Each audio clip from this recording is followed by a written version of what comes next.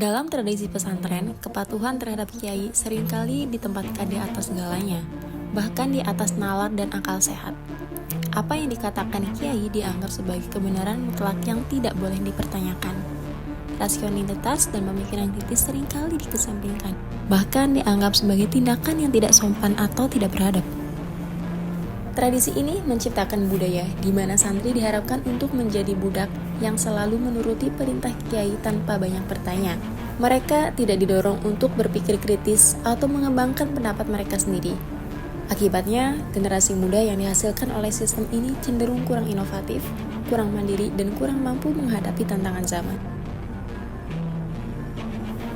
Penting untuk dicatat bahwa tidak semua pesantren menerapkan tradisi yang kaku seperti ini.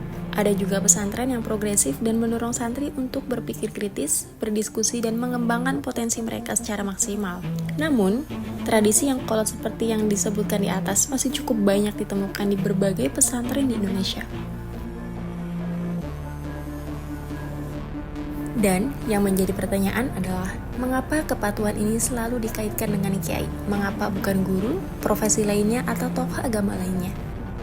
Apakah kiai memiliki kedudukan yang lebih tinggi sehingga kepatuhan kepadanya menjadi jaminan keberkahan hidup?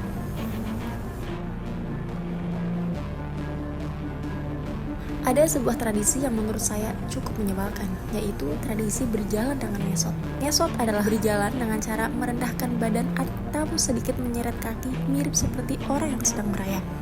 Coba deh lo bayangin, kita harus berjalan dengan ngesot di hadapan orang lain, hanya karena orang tersebut dianggap lebih tinggi kedudukannya. Apakah ini tidak sama dengan merendahkan diri kita sendiri? Selain itu, tradisi ngesot juga seringkali dijadikan alat untuk menilai apakah seseorang memiliki adab dan akhlak yang baik atau tidak. Jika ada santri yang tidak mau berjalan dengan ngesot, maka ia akan dianggap tidak beradab dan tidak berakhlak. Akhirnya, saya jadi bertanya-tanya, apakah adab dan akhlak seseorang hanya bisa diukur dari tradisi ngesot? Apakah orang yang tidak mau ngesot berarti pasti tidak beradab dan tidak berakhlak? Gerakan mengesot memaksa lutut dan sedih untuk bekerja secara tidak alami.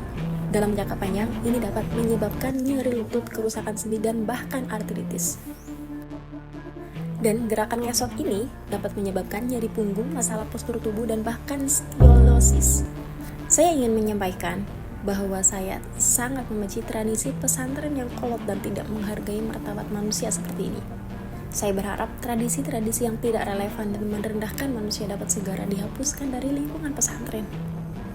Saya percaya bahwa pesantren sebagai lembaga pendidikan Islam memiliki peran penting dalam membentuk generasi muda yang berkualitas dan berakhlak. Namun, tradisi-tradisi yang tidak sesuai dengan nilai-nilai kemanusiaan justru dapat menghambat kemajuan.